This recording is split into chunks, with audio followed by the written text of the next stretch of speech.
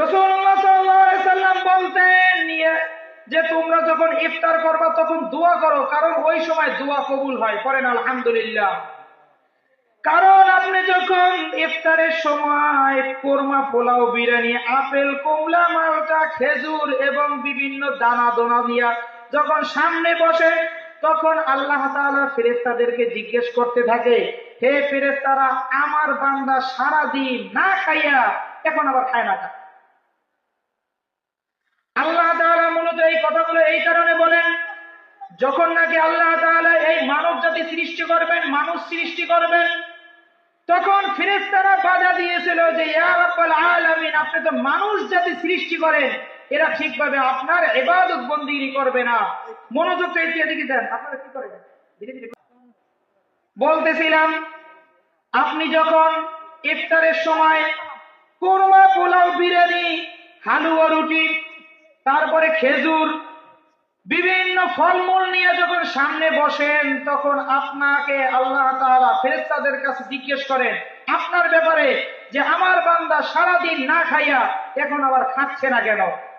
তখন ফেরেশতারা বলেন আপনার জাহান্নামের ভয়ে তারা খাচ্ছে না। পড়েন সুবহানাল্লাহ। এরপরে আল্লাহ রাব্বুল আলামিন জিজ্ঞেস করেন আমার জাহান্নাম কি আমার বান্দারা দেখছে?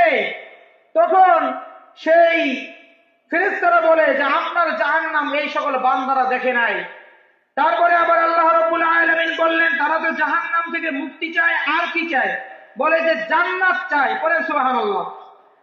আল্লাহ রাব্বুল আলামিন আবার জিজ্ঞেস করেন তারা কি আমার জান্নাত দেখছে? বলে যে না, জান্নাতও দেখে নাই। বলতেছে জান্নাতও দেখলো না, জাহান্নামও দেখলো না, তাহলে কেন আমার কাছে এত কাকুতি বিনতি করে? কেন তারা জাহান্নাম থেকে পানা চায়? কেন জান্নাতের তারা আকাঙ্ক্ষা করে? তাদের যত গুনাহ আছে এই গুনাহকে তোমরা পরিবর্তন করে নেকের দ্বারা, সওয়াবের দ্বারা পরিবর্তন করে দাও। পড়েন সুবহানাল্লাহ। আল্লাহ রাব্বুল আলামিন এর কথার মাধ্যমে যখন নাকি এই নেক গুনাহকে আপনার সওয়াবের দ্বারা পরিবর্তন করে দেয়, তখন ফেরেশতা এবং আল্লাহ তাআলা সকলেই খুশি হয়ে যান। পড়েন সুবহানাল্লাহ। এর মানে আপনি যখন ইফতার করবেন তখন বেশি বেশি কইরা দোয়া করা লাগবে। কি করা লাগবে? বেশি বেশি কইরা দোয়া করা লাগবে।